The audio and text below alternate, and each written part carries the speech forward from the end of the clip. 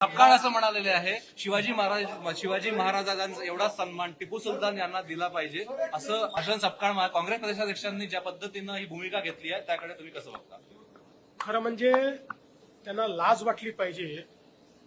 टिपू सुलतान सारख्या नराधमाची तुलना छत्रपती शिवरायांशी करण्याचं जे त्यांनी काम केलेलं आहे अतिशय निंदनीय आहे.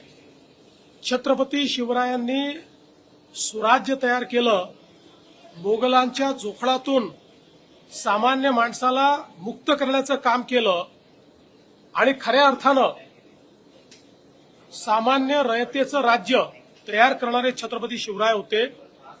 आणि त्याचवेळी हजारो लाखो हिंदूंची हत्या करणारा टिपू सुलतान याची तुलना करून दोघांनाही सारखा सन्मान द्या म्हणणं यापेक्षा जास्त लांगुल चालन, जोडे चाटणं हे या जन्मात मी बघितलेलं नाही.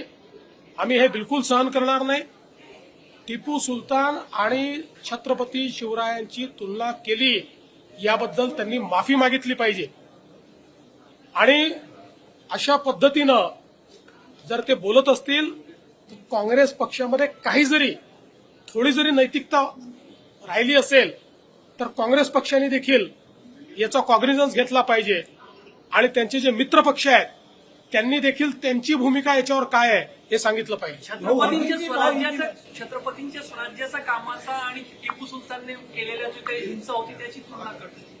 मला असं वाटतं की हे कोणत्या शाळेत इतिहास शिकले याचं देखील संशोधन केलं पाहिजे.